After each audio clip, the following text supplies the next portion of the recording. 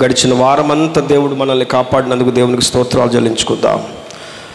దేవుడు చాలా గొప్ప దేవుడు, ఆయన అద్భుతాలు చేసేటువంటి దేవుడు. ఇప్పటి వరకు ఈ రోజు వరకు కూడా దేవుడు మన జీవితాల్లో, మన కుటుంబాలలో ఎన్నో మేలు చేసి నడిపిస్తూ ఉన్నాడు. ఇంకా నూతన సంవత్సరానికి ఇంకా చాలా కొద్ది దినాల్లో ఉన్నాం. మనమందరం కూడా చాలా తక్కువ రోజులు, దగ్గర ఇంకొక 2 రోజుల గడువు మాత్రమే ఉన్నది. ఆ తర్వాత కొత్త సంవత్సరంలోనికి ప్రవేశిస్తాం. ఏదేమైనా దేవుడు మన జీవితాల్లో ఇప్పటి వరకు కృప చూపించినందుకు దేవునికి స్తోత్రం చెల్లించుకుందాం. హల్లెలూయా, హల్లెలూయా. కొద్ది నిమిషాలు వాక్య భాగాన్ని ధ్యానం చేసుకుందాం. కీర్తనల గ్రంథం 115వ కీర్తన. మీ బైబిల్ను తెరిచి సామ్స్ చాప్టర్ 115 115వ కీర్తన 14వ వచనం నుంచి కొన్ని మాటలు ధ్యానం చేసుకుందాం. యెహోవా మిమ్మును మీ పిల్లలను వృద్ధి పొందించును. హల్లెలూయా, వృద్ధి పొందించును. దేవుడు వృద్ధి పొందించేటువంటి దేవుడు. ఆయన మిమ్మల్ని వృద్ధి పొందించేవాడు. అలాగే మీ పిల్లలను కూడా ఆయన వృద్ధి పొందించేటువంటి దేవుడు. దేవుడు వృద్ధిలోనికి తీసుకొచ్చేవాడు, అభివృద్ధిలోనికి తీసుకొచ్చేవాడు. ఆయన తన బిడ్డలను అంచెలంచెలుగా వృద్ధిలోనికి తీసుకుని వచ్చి వారికి తగిన రీతిగా సహాయం చేసేటువంటి దేవుడై ఉన్నాడు.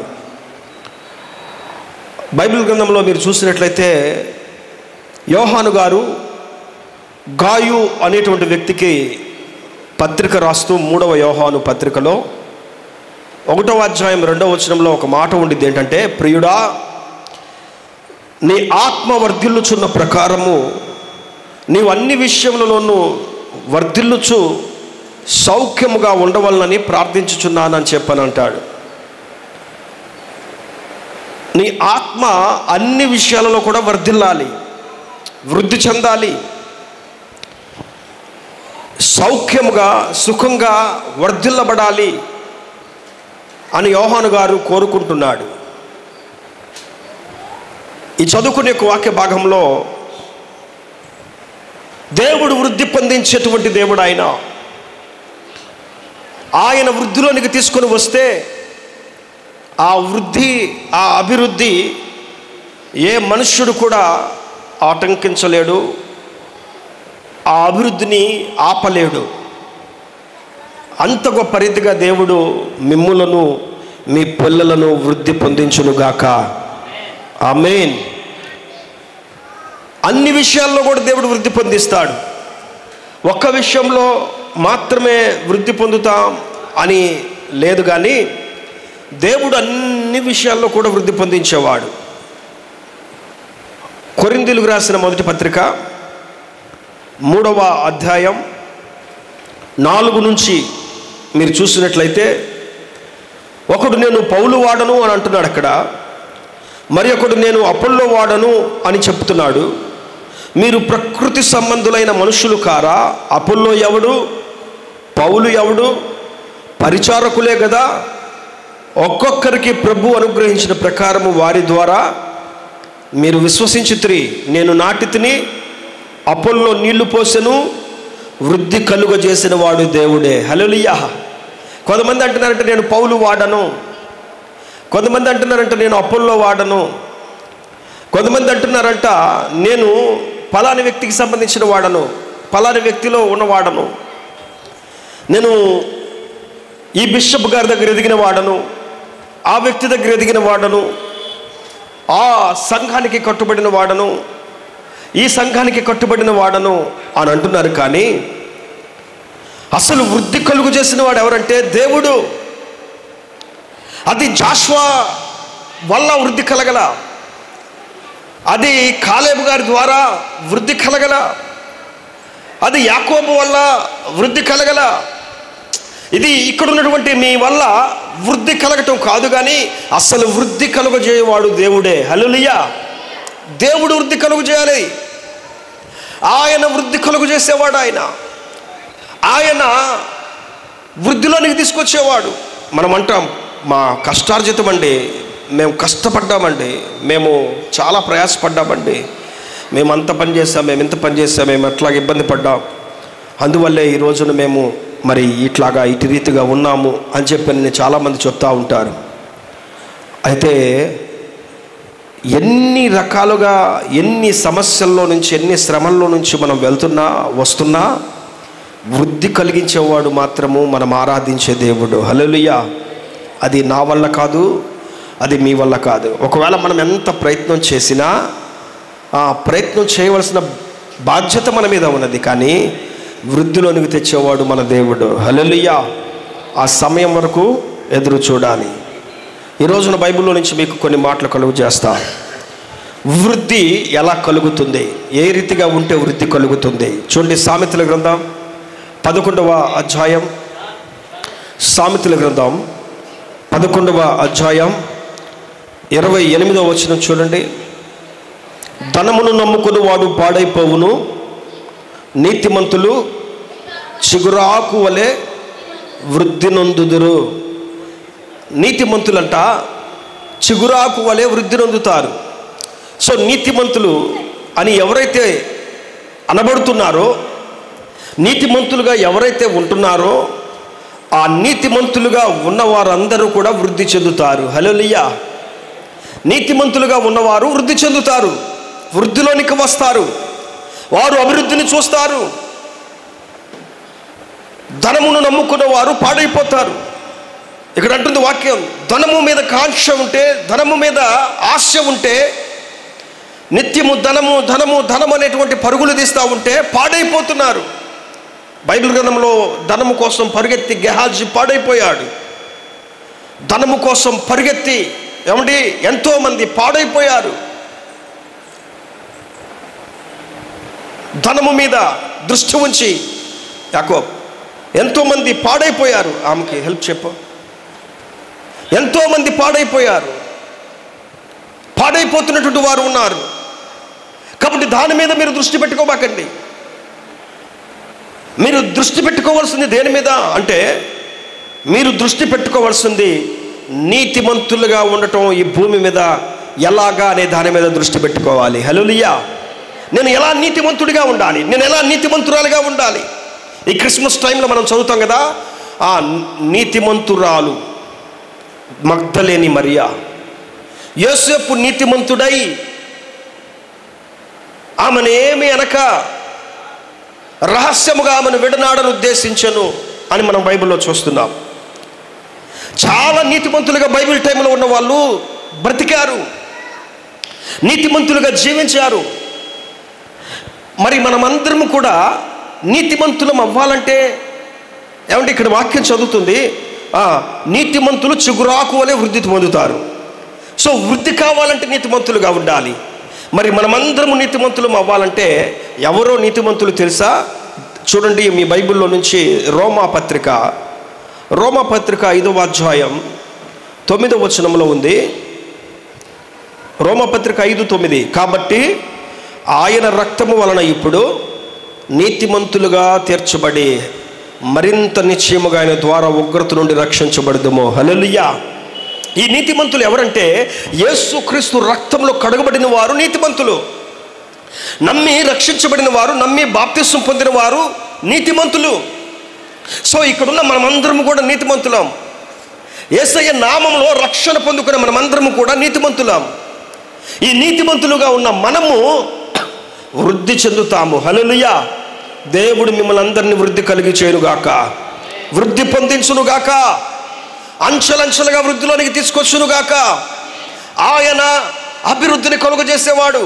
ఆయన మిమ్ములను మీ పిల్లలను వృద్ధి పొందించేవాడు. ఆయన మిమ్మల్ని అణచాలని ఒకవేళ ఎవరైనా ప్రయత్నాలు చేస్తుంటే, మీ ఎదుగుదలను ఆటంకపరచాలని చెప్పి ఒకవేళ ఎవరైనా ఎదురు చూస్తూ ప్రయత్నాలు చేస్తుంటే, కాబట్టి మీ జాబును కొట్టేయాలని, మీ మీద వేరే రకాల కంప్లైంట్లు ఇస్తూ, మీ మీద వేరే రకాల మాటలతో ఒకవేళ ఎన్ని రకాలుగా ఇబ్బందులు గురి చేస్తున్నా, ఏమండి మీరు నీతిమంతులు కాబట్టి భయపడాల్సిన అవసరంలా. అవతల ఎన్ని రకాల ప్రయత్నాలు చేసినా వృద్ధి కలుగజేసేవాడు దేవుడు. హల్లెలూయా. అపోల్లో వల్ల కాదు, పౌలు గారి వల్ల కాదు, వారు కేవలం నాటిన వాళ్ళు మాత్రమే, పునాది వేసిన వాళ్ళు మాత్రమే. కానీ వృద్ధి కలుగజేయవాడు ఆయన, అభివృద్ధిలోనికి తీసుకొచ్చేవాడు ఆయన, స్థిరపరచువాడు ఆయన, ఫౌండేషన్ స్ట్రాంగ్గా ఉంచేవాడు ఆయన, ఉన్నతమైన స్థితిలోనికి తీసుకుని వచ్చి మనల్ని అందరూ నిలబెట్టేవాడు ఆయన. సో మనము నీతిమంతులుగా ఎట్లా అవుతాము అని అంటే, ఆ వాక్యం చెప్తుంది ఇక్కడ, ఆయన రక్తము చేత ఎంతమంది కడుగబడ్డారో, ఆయన రక్తములోనికి వచ్చిన వారందరూ, ఆయన రక్తము చేత కడుగబడిన వారందరూ, రక్షణ పొందుకున్న వాళ్ళందరూ, ఆయనను ఆశ్రయించిన వాళ్ళందరూ నీతిమంతులు. నీతిమంతులు నీతిమంతులు మనుషులు మనల్ని నీతిమంతులు అని అంటలా. నువ్వంత పెద్ద నీతిమంతుడువా అంటారేమో, నువ్వంత పెద్ద నీతిమంతురాలేవా అంటారేమో. ఎస్, వాళ్ళకి చెప్పండి ఒకటే, యేసయ్యను నమ్ముకున్నాం, మేము నీతిమంతులం. హల్లెలూయా, మేము నీతిమంతులం, మేము శక్తి కలిగిన వాళ్ళం. ఎవరైతే నీతిమంతులో వారు వృద్ధి కలిగి ఉంటారు. యెహెజ్కేలు గ్రంథం, మీ బైబిల్లో యెహెజ్కేలు గ్రంథం 16వ అధ్యాయం 7వ వచనం నేను చదువుతాను, చూడండి. మరియు నేల నాటబడిన చిగురు వృద్ధి యొగునట్లుగా నేను నిన్ను వృద్ధిలోనికి తేగా నీవు ఎదిగి పెద్దదానవై ఆభరణ భూషితురాలవైతివి. హల్లెలూయా. ఆయన వృద్ధి కలుగజేసి చిగురు పెట్టి వృద్ధిలోనికి వచ్చేటట్టుగా తెచ్చేవాడు ఆయన. నేను తెచ్చానంటున్నాడు ఆయన. మనుషుల వల్ల కాదు ఈ వృద్ధి, నా వల్ల మాత్రమే అవుతుంది ఇది. యేసయ్య చెప్తున్నాడు, నా వల్ల మాత్రమే అవుతుంది ఈ వృద్ధి. ఏమంటే నా వల్ల మాత్రమే ఈ వృద్ధి నీకు వస్తుంది, నా వల్ల మాత్రమే ఈ అభివృద్ధిలోనికి నువ్వు వస్తావు, నా వల్ల మాత్రమే నువ్వు ఈ సామర్థ్యాన్ని పొందుకుంటావు, నా వల్ల మాత్రమే ఈ స్థితి వస్తుంది. నేను నిన్ను ఒకప్పుడు ఎలాంటి పరిస్థితుల్లో ఉంటే అసహ్యమైన పరిస్థితుల నుంచి నేను నా రక్తము చేత కడిగి, నా రక్తము చేత నిన్ను శుద్ధి చేసి నేను నిన్ను వృద్ధిలోనికి తీసుకొని వచ్చా. నీతిమంతుడిగా, నీతిమంతురాలిగా ఆయన చేసి మనల్ని వృద్ధిలోనికి తీసుకొని వచ్చాడు. పిల్లారా, బైబిల్ గ్రంథంలో నోవాహు అనే భక్తుడు ఉన్నాడు. ఆది కాండంలో నోవాహు నీతిమంతుడు అని బైబిల్లో ఉంది. నీతిమంతుడైనటువంటి నోవాహు ఒకానొక టైం వచ్చేసరికి ద్రాక్షారసము తాగి మత్తుడైపోయి ఉన్నాడు. ఏమండి, నీతిమంతుడని బైబిలే సాక్ష్యం ఇస్తుంది నోవాహుని గురించి. నీతిమంతుడు చూడండి, ఆది కాండం బైబిల్ తెరిచి మీ బైబిల్లో నుంచి మీరు చూసినట్లయితే నోవాహుని గురించి ఏం చెప్తుందో చూద్దామా. ఆది కాండం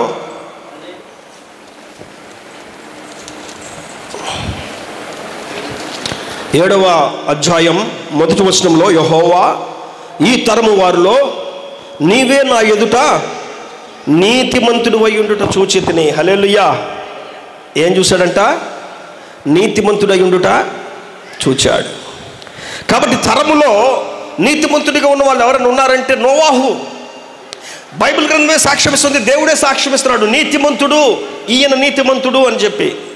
ఇలాంటి నీతిమంతుడైనటువంటి ఈయన అనుకోని పరిస్థితుల మధ్యంలోనికి వెళ్ళిపోయాడు. ద్రాక్షారసమును సేవించాడు. ఆయన ద్రాక్షారసమును సేవించి ద్రాక్షారసము తాగి పిల్లలు శపిస్తున్నాడు. ఆ పక్క అధ్యాయం మొత్తం మీరు చూస్తే తన పిల్లలని ద్రాక్షారసము త్రాగి మత్తుడై శపిస్తున్నాడు.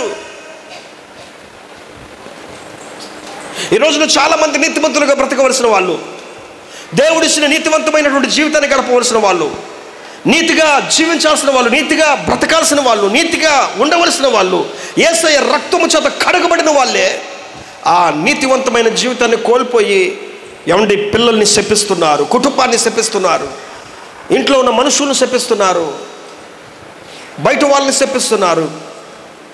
యేసయ్య ఇచ్చినటువంటి నీతివంతమైన జీవితాన్ని పాడు చేసుకుంటున్నారు. కాబట్టి మనము పొందుకున్న ఈ నీతివంతమైన జీవితం చాలా విలువైనది. ఆయన నిన్ను వృద్ధి పొందించడానికి నిన్ను నీతిమంతుడిగా, నీతిమంతురాలుగా చేశాడు. హల్లెలూయా. నిన్ను శపించడానికో, నిన్ను నరకంలోనికి పడేయటానికో, ఏమంటే నిన్ను పాడైపోయేటట్టుగా చేయటానికో ఆయన వృద్ధిలోనికి తీసుకురాట్లా. ఆయన ఎందుకు వృద్ధి కలుగు చేస్తారని చెప్పంటున్నాడంటే, నువ్వు నీతిమంతుడిగా, నీతిమంతురాలిగా ఉండాలని, పరలోక రాజ్య పట్టణాన్ని నువ్వు సాధించాలని, మరింత నిశ్చయముగా ఉగ్రత నుండి నువ్వు తప్పించబడాలి, రక్షించబడాలని యేసయ్య మనల్ని నీతిమంతులుగా, నీతిమంతురాలుగా చేశారు. ఆ ఇచ్చిన బహుమానాన్ని, ఆయన ఇచ్చినటువంటి ఆ యొక్క సమయాన్ని, ఆధిక్యతను కోల్పోయే వారిగా మనం ఈ లోకంలో ఉండకూడదు ప్రియులారా. హల్లెలూయా. చూడండి, ఇంకో మాట ఉంది. ఎఫెసీ పత్రిక 2వ అధ్యాయం 21వ వచనంలో, ఎఫెసీ పత్రిక 2:21, ప్రతి కట్టడమును ఆయనలో చక్కగా అమర్చబడి ప్రభువునందు పరిశుద్ధమైన దేవాలయమగుటకు వృద్ధి పొందుచున్నది. హల్లెలూయా. వృద్ధి పొందుచున్నది. ఏమి వృద్ధి పొందుచున్నది అనంటే, ప్రతి కట్టడమును చక్కగా అమర్చబడి, ఆయనలో చక్కగా అమర్చబడి, చక్కగా అమర్చబడితే ఏమండి, చక్కగా అమర్చబడితే వృద్ధిలోనికి వస్తాము. హల్లెలూయా. ఒక ఆర్డర్లో ఉంటే వృద్ధి కలిగిద్ది, చూడటానికి బాగుండిద్ది. ఒక డిజార్డర్లో ఉంటే చూడటానికి అసహ్యంగా ఉండిద్ది. సో మనము, మన కుటుంబము, మన పిల్లలు ఒక ఆర్డర్లో ఉండాలి. ఒక ఆర్డర్లో ఉంటే చూసేవాళ్ళు కూడా వీళ్ళు మంచి ఆర్డర్లో ఉన్నారు, వీళ్ళు మంచి క్రమంలో ఉన్నారు, వీళ్ళు మంచి విధానంలో ఉన్నారని చెప్పి చూసేవాళ్ళు కూడా చాలా ఇష్టపడతారు, సంతోషపడతారు. ఇక్కడ వాక్య భాగంలో చక్కగా అమర్చబడితే, చక్కగా జీవితాన్ని సరి చేసుకోగలిగితే, చక్కగా నిలబడితే దేవుని సన్నిధిలో, ఆయనలో చక్కగా కట్టబడితే, ఏమంటే ఆదివారం చక్కగా ఉంటారు, ఆదివారం చక్కగా ఉంటారు, సోమవారం నుంచి శనివారం దాకా మరలా ఆ చక్కదనాన్ని కోల్పోతూ ఉంటారు. ఆదివారం చక్కగా బైబిల్ తీసుకొని ప్రార్థనకు వస్తారు, కానీ సోమవారం నుంచి శనివారం దాకా మరలా యథారాజా తదా ప్రజ అన్నట్టుగా ఉంటారు. కాబట్టి అలా ఉండకూడదు. మనమందరం కూడా ఎలా ఉండాలంటే చక్కగా చక్కగా ప్రతిరోజు చక్కగా ఆయనలో కట్టబడాలి. హల్లెలూయా. ఆయనలో చక్కగా అమర్చబడి పరిశుద్ధమైన దేవాలయం ఒకటకు వృద్ధి పొందాలి. పరిశుద్ధమైన దేవాలయంగా కట్టబడాలి. పరిశుద్ధమైన బ్రతుకును కట్టాలి. చూడండి, మొదటి పేతురు పత్రిక 2:5 ఉంది. పేతురు రాసిన మొదటి పత్రిక 2:5, యేసుక్రీస్తు ద్వారా దేవునికి అనుకూలముగా ఆత్మ సంబంధమైన బలులు అర్పించుటకు పరిశుద్ధ యాజకులుగా ఉండునట్లుగా మీరును సజీవమైన రాళ్ల వలె ఉండి ఆత్మ సంబంధమైన మందిరముగా కట్టబడుచున్నారు. హల్లెలూయా. సజీవమైన రాళ్ళుగా ఉన్న మనము ఆత్మ సంబంధమైనటువంటి మందిరంగా కట్టబడుతున్నాము. యేసయ్య రక్తంలో కట్టబడుచున్నాము. ప్రార్థనలో, వాక్యంలో ఎదుగుతూ ఏమంటే సంఘంలోనికి వస్తా, సహవాసంలో పాల్గొంటా, ఈ సహవాసము ద్వారా మనము ఎలా ఉన్నామంటే సజీవ రాళ్ళముగా ఉన్నటువంటి మనము ఈ సహవాసము ద్వారా, ఈ ప్రార్థనల ద్వారా, ఈ వాక్యాల ద్వారా, ఈ వినేటువంటి బోధల వల్ల మనము దేవునికి ఆత్మ సంబంధమైన మందిరాన్ని కడుతున్నాము. ఆత్మ సంబంధమైన మందిరాన్ని కడుతున్నాం. ఆత్మ సంబంధమైన లోకాన్ని ఏర్పాటు చేస్తున్నాం. ఆత్మ సంబంధమైనటువంటి ఆ లోకంలోనికి అడుగు పెడుతున్నాం. మనం ఆత్మ సంబంధమైన మందిరంలోనికి అడుగు పెడుతున్నాం, కట్టుచున్నాం. కాబట్టి చక్కగా అమర్చబడి ఆయనలో మనము కట్టబడితే, చక్కగా ఎవరైతే అమర్చబడి ఉంటారో, చక్కగా ఎవరైతే కట్టబడుతున్నారో, ఆయనలో చక్కగా ఎవరైతే ఆయన క్రమంలో పెరుగుతున్నారో, చక్కగా ఎవరైతే ఆయనలో ఉంటున్నారో, ఇక్కడ వాక్యం చెప్తుంది, వారు వృద్ధి పొందుతారు. హల్లెలూయా. వారు వృద్ధి పొందుచున్నారు. వారు వృద్ధిలోనికి వస్తారు. వారు వృద్ధిలోనికి వస్తారు. ఈ రోజున మనము చక్కగా ఉన్నామా? ఈ రోజున మన కుటుంబం చక్కగా ఉన్నదా? ఈ రోజున మన కుటుంబం చక్కగా ఉన్నదా? యేసయ్య ఒక రోజున ఒక ప్రాంతంలో వాక్యం చెప్తున్నాడు. ఆయన దగ్గరికి ఒక స్త్రీ వచ్చింది. ఆమె చాలా బలహీనురాలై ఎంత మాత్రము చక్కగా నిలబడలేని పరిస్థితులు ఉన్నామె. ఎంత మాత్రం కూడా చక్కగా నిలబట్టలామె. ఆమె చాలా బలహీనురాలు అయిపోయింది. చక్కదనం లేదు ఆమెలో, చక్కగా నిలబడలేకపోతుంది. కాబట్టి ఇప్పుడు మీరు అందరూ కూడా 2 కాళ్ళ మీద నుంచి ఉంటున్నారు. జంతువులు, పశువులను మీరు చూస్తే, కోతిని మీరు చూస్తే 4 కాళ్ళతో కూడా అది తిరగాలి. కొండముచ్చుని మీరు చూడండి, 4 కాళ్ళతో అది తిరగాలి. మళ్ళాగా 2 కాళ్ళతో ఉండి 2 కాళ్ళు పైన పెట్టుకొని తిరగవు. దానికి ఇచ్చినటువంటి విధానం దేవుడు. అది మనకిచ్చిన విధానం 2 కాళ్ళతో నడవటం, 2 చేతులతో భోంచేయటం, పనులు చేసుకోవటం. ఏమండి, దేవుడు మనకిచ్చాడు, ఆరోగ్యాన్ని ఇచ్చాడు. దేవుడు మంచి శరీరాన్ని ఇచ్చాడు, మంచి అవయవాలను ఇచ్చాడు. ఇక్కడ వాక్య భాగంలో మీరు చూసినట్లయితే యేసయ్య దగ్గర ఉన్న ఆ స్త్రీ ఆమె ఎలా నిలబడిందంటే ఎంత మాత్రము చక్కగా నిలబడలేని పరిస్థితిలో ఉన్నది. ఆమెలో చక్కదనము లేదు, చక్కదనము పోయింది, నిలబడాల్సిన రీతిగా నిలబడటం లేదు. సియోను కుమార్తెలు వార చూపులు చూస్తున్నారని బైబిల్ చెప్తుంది. ఏమంటే చాలా ఈ రోజున చక్కదనము కోల్పోతున్నారు చాలామంది వారి జీవితాల్లో చక్కదనమును పోగొట్టుకుంటున్నారు. చక్కగా బ్రతకవలసిన వాళ్ళు, చక్కగా జీవించవలసిన వాళ్ళు ఆ చక్కదనాన్ని యేసయ్యలో పొందుకోలేకపోతున్నారు, కోల్పోతున్నారు ఆ చక్కదనాన్ని. అందువల్ల వాళ్ళు చాలా విషయాల్లో వెనకబడిపోయి చాలా విషయాల్లో దేవునికి దూరం అయిపోతున్నారు. కాబట్టి మనము ఆయనలో చక్కగా అమర్చబడి ఆయనలో సజీవమైన మందిరము వలె కట్టబడితే వృద్ధి పొందుతాం. హల్లెలూయా. దేవుడు మిమ్మల్ని అందరినీ వృద్ధి పొందించునుగాక. చూడండి, ఇంకో మాట చదువుకుందా. జకర్యా గ్రంథం 9వ అధ్యాయం. జకర్యా గ్రంథం 9వ అధ్యాయం 17వ వచనం చదువుకుందాం. వారు ఎంతో క్షేమముగా ఉన్నారు, ఎంతో సొగసుగా ఉన్నారు. ధాన్యము చేత యవనులను, క్రొత్త ద్రాక్షారసము చేత యవన స్త్రీలను వృద్ధి నందుదురు. హల్లెలూయా. ఎవరంట? యవనులు, యవ్వన స్త్రీలు ఎట్లా ఉన్నారంట?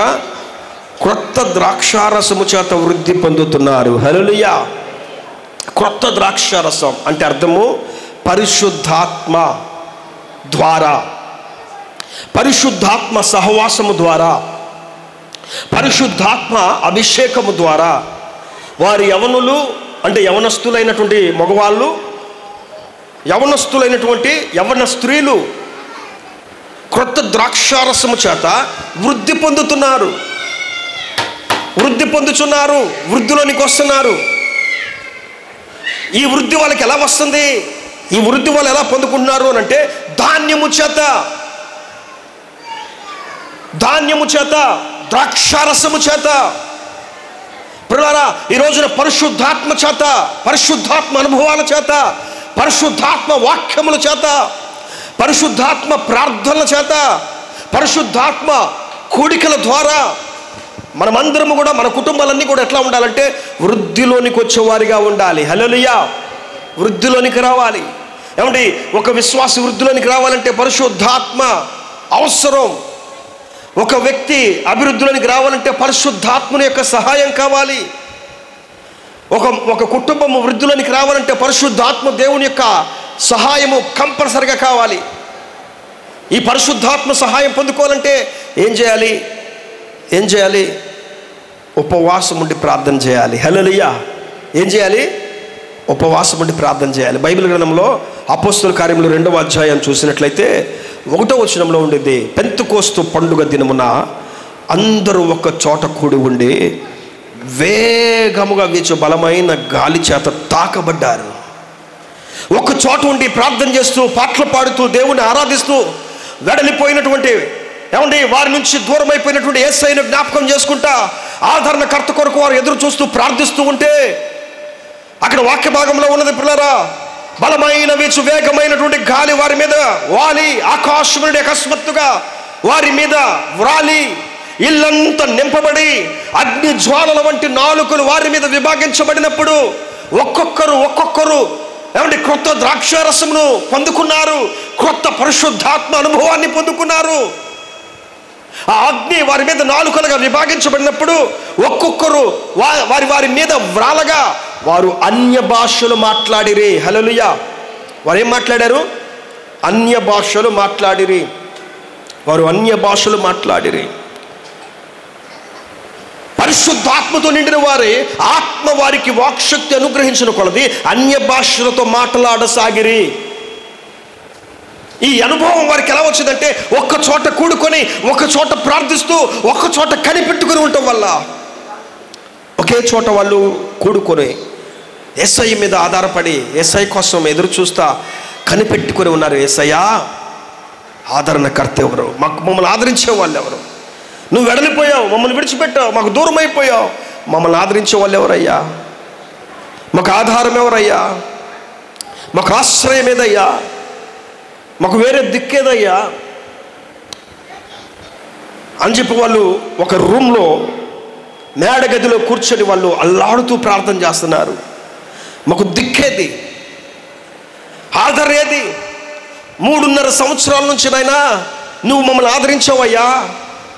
3.5 సంవత్సరాల నుంచి అయ్యా నువ్వు మాతో ఉన్నావయ్యా. 3.5 సంవత్సరాల నుంచి అయ్యా నువ్వు మాకు ఇష్టమైనటువంటి బోధ చేశావు, అద్భుతాలు చేశావు, సూచక్రియలు చేశావు, గొప్ప కార్యాలు చేశావు. 3.5 సంవత్సరాలు మాకు ధైర్యాన్ని ఇచ్చావు. కాబట్టి పేతురు యోహానుల ధైర్యం చూసినప్పుడు వాళ్ళు ఎంతో ధైర్యంగా వాక్యం చెప్తుంటే అక్కడ ఉన్న వాళ్ళ ధైర్యాన్ని చూశారంట. ఆ ధైర్యం వాళ్ళకి ఎక్కడి నుంచి వచ్చిందంటే వీళ్ళు యేసుతో కూడా ఉన్నవారని చెప్పి గుర్తెరిగారు. హల్లెలూయా. అయ్యా, ఈ ధైర్యం, ఈ గొప్పతనం, ఈ బోధ మేము తెలుసుకున్నామంటే నీ ఆదరణ వల్ల, నీ సహవాసం వల్ల, నీతో ఉండటం వల్ల, నీతో గడపటం వల్ల.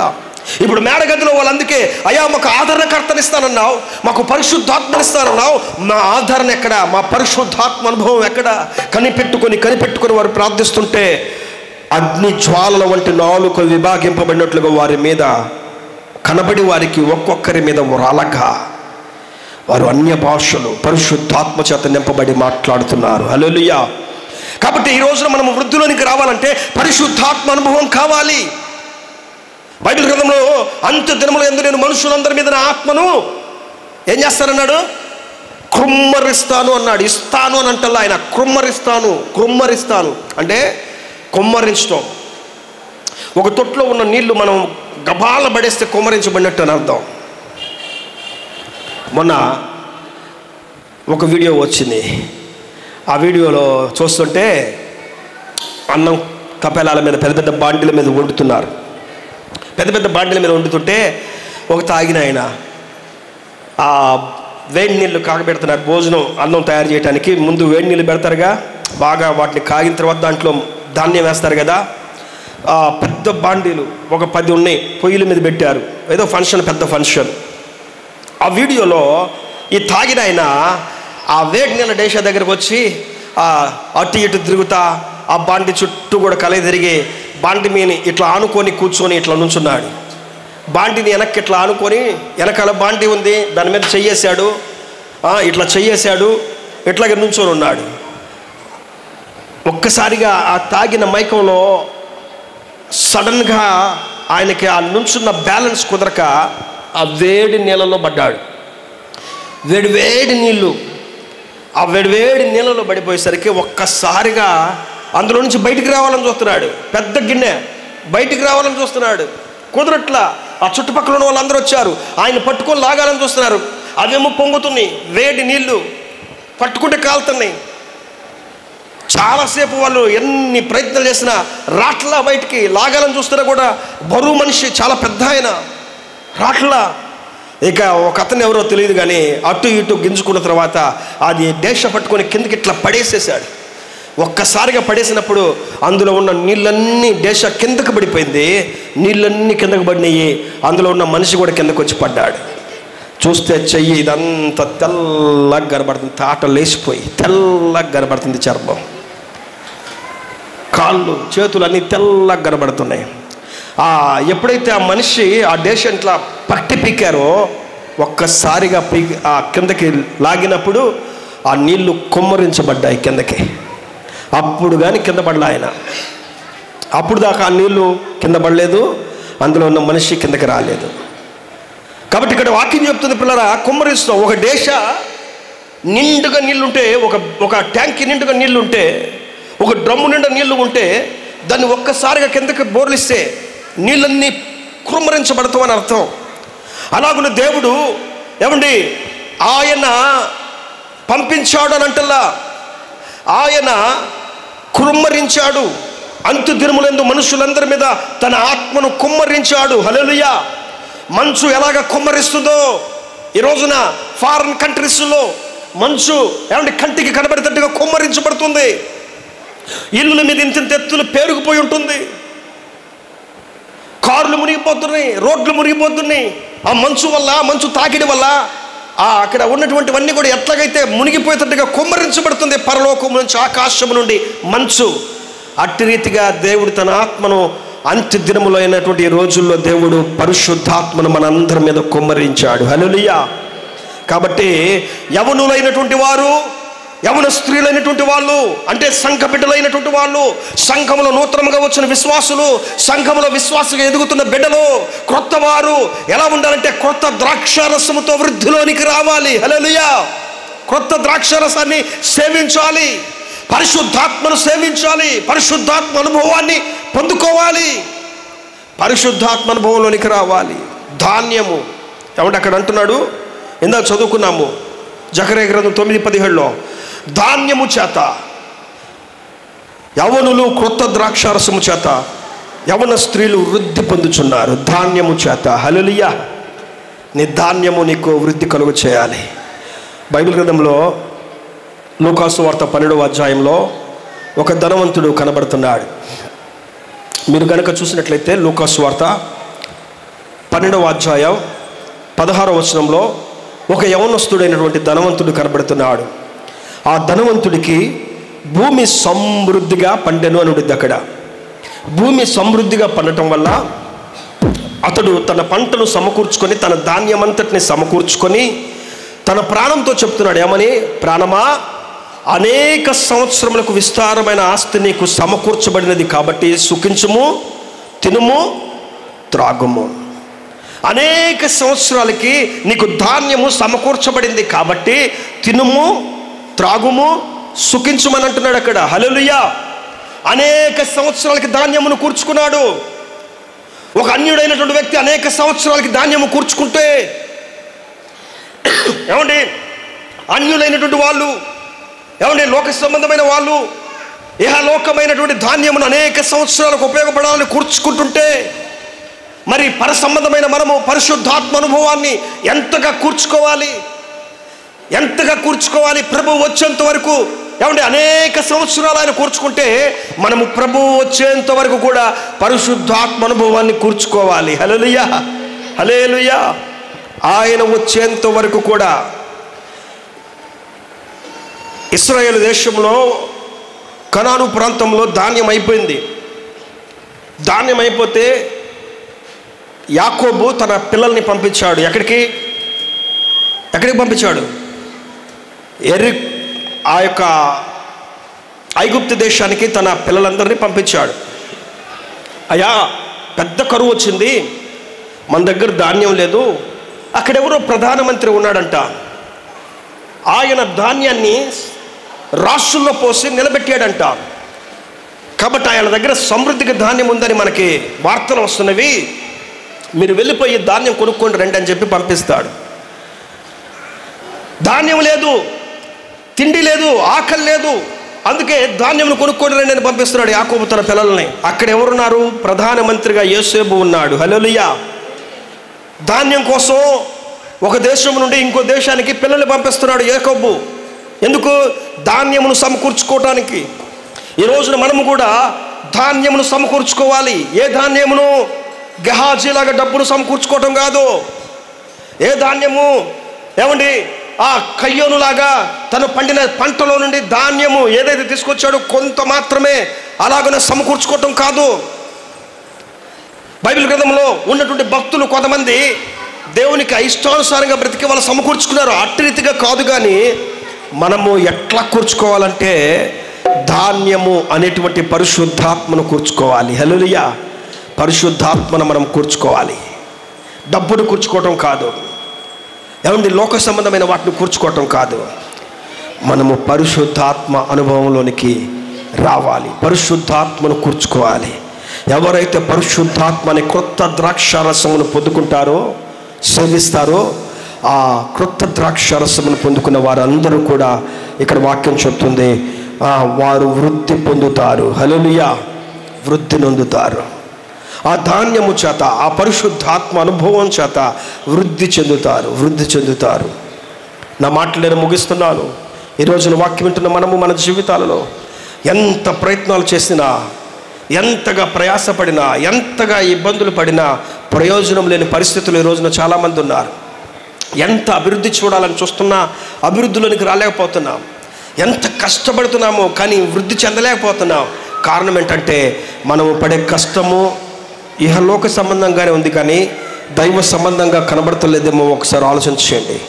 ఇప్పటి వరకు మనము వృద్ధి కోసం ఏవేవో ప్రయత్నాలు చేస్తాం. ఈ రోజున ఒక ప్రయత్నం చేయండి, పరిశుద్ధాత్మను పొందుకోవటానికి ప్రయత్నం చేయండి. హల్లెలూయా, హల్లెలూయా. పరిశుద్ధాత్మ అనుభవంలోనికి రావటానికి ఇష్టపడండి. పరిశుద్ధాత్మ అను వరమును పొందుకున్నట్లయితే మీ జీవితంలో మీరు వృద్ధిని పొందుకుంటారు, మీరు వృద్ధిని పొందుకుంటారు. జనవరి బైబిల్ మీరు క్యాలెండర్ చూస్తే 2025 జనవరి శుక్రవారం 3వ తారీఖు వచ్చింది. సో 1వ తారీఖు మధ్యాహ్నం ఇక్కడ ప్రార్థన ఉండిద్ది కదా, 2వ తారీఖు రాత్రికి ఇక్కడ ప్రార్థన ఉండిద్ది, 3వ తారీఖు రాత్రికి కూడా ఇక్కడ ప్రార్థన ఉండిద్ది. శుక్రవారం వచ్చింది.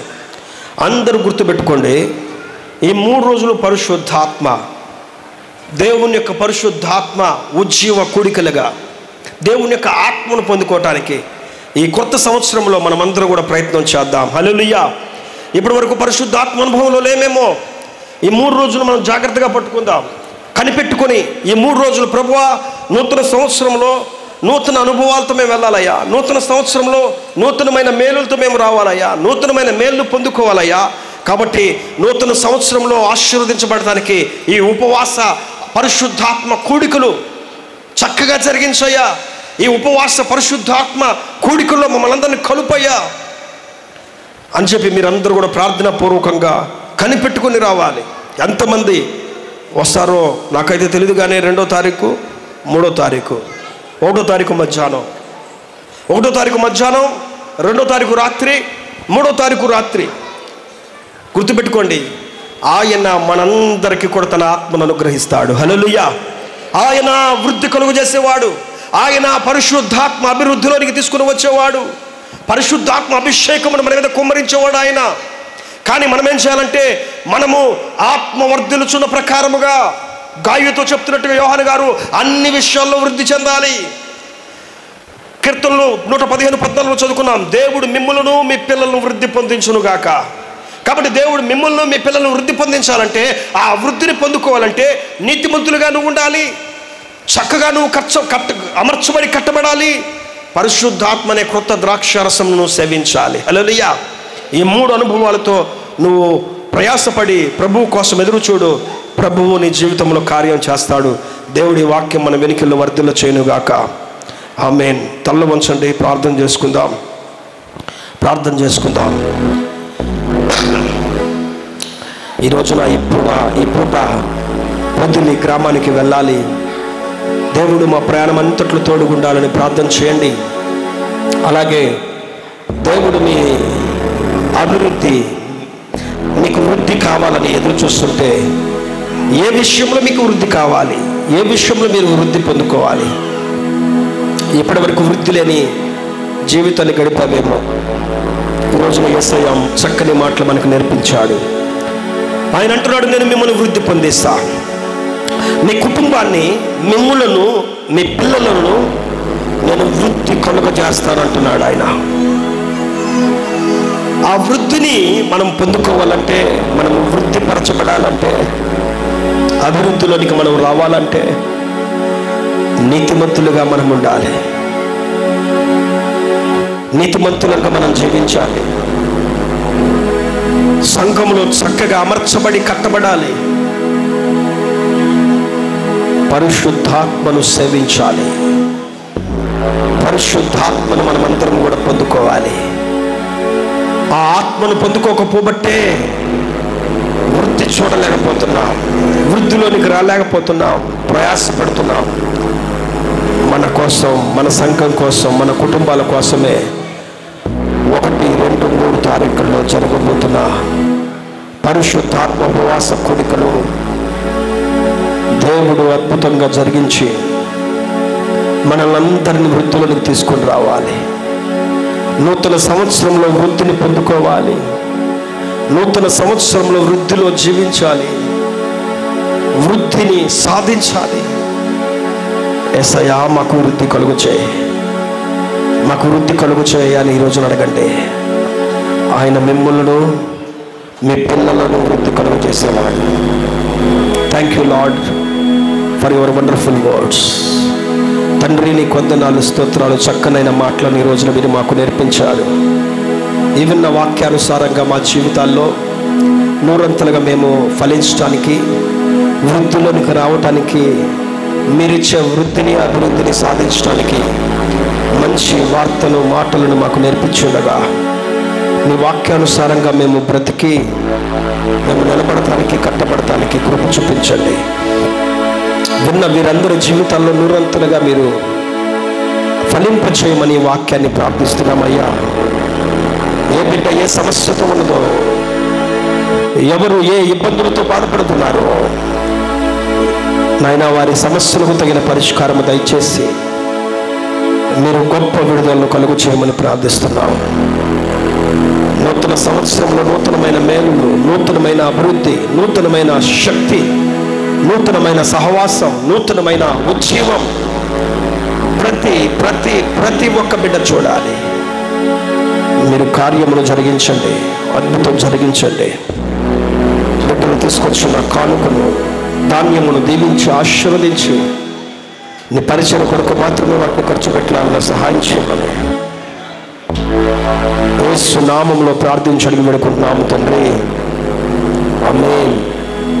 మన తండ్రి అయిన దేవుని ప్రేమ, కుమారుడైన క్రీస్తు యేసయ్య వారి కృప, పరిశుద్ధాత్మ అన్యోన్య సహవాసం కూడి వచ్చిన మనందరికీ, వాక్యం విన్నవారికి, సకల పరిశుద్ధులకు సదాకాలము తోడుగా ఉండి నడిపించునుగాక. ఆమేన్. నా ప్రాణమా యెహోవాను సన్నిధించుము, నా అంతరంగంలో ఉన్న సమస్తమా ఆయన పరిశుద్ధ నామమును సన్నిధించుము. నా ప్రాణమా యెహోవాను సన్నిధించుము, ఆయన చేసిన ఉపకారములలో దేనిని మరువకము. ఆమేన్. ఆమేన్. అందరికి వందనాలు.